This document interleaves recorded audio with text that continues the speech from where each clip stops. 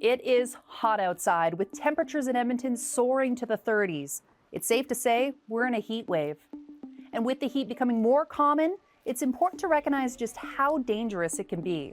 Heat waves are lasting longer, they're more intense, and they're happening more often. But would you take a heat wave more seriously if it had a name? How about Heat Wave Gary? Some experts say naming heat waves like we do with hurricanes could improve how risks are communicated with Canadians. We had Hurricane Fiona just a couple years ago. And when we have a hurricane, we have a way to talk about that hurricane. So naming a heat wave gives us a way to talk about that heat wave.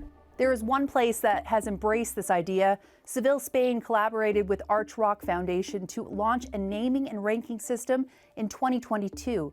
That year, they named their first heat wave Zoe. People who recalled the name heat wave Zoe engaged in more heat wave safety behaviors compared to those who didn't recall the name Zoe.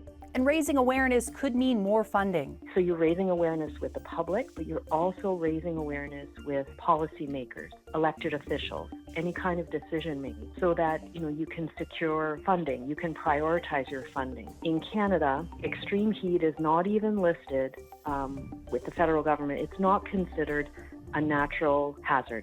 It's not just uncomfortable. For some Canadians, the heat could be deadly. Hundreds of sudden deaths have been reported in BC since the heat wave began.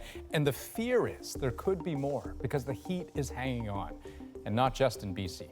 That heat dome is shifting east. Think back to previous extreme heat events. The heat wave of 2021 lingered in Western Canada for nearly a month.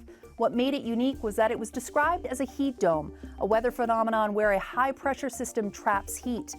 But if we didn't call it a heat dome, would we remember it? Statistics Canada tracks increased mortalities on days of extreme heat. In Canada's major cities between 2000 and 2020, the agency says approximately 900 deaths fell into that category. With climate change, those numbers could continue to rise. We've seen records be broken for the last several years, and I don't think we can count anymore on those records being maintained or staying the same. And so where we are now is in a situation where we need to prepare for a future that looks vastly different. Will a naming and ranking system for heat waves come to Canada? Probably not. Environment and Climate Change Canada told CBC News naming heat waves may raise public and media awareness of the event. It also misdirects attention away from messaging, including information on vulnerability and protective actions.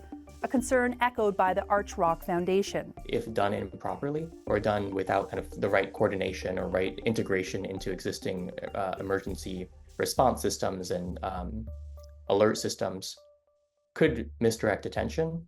Instead, the federal government says it remains committed to developing heat health warning systems and action plans. Stephanie Cram, CBC News, Edmonton.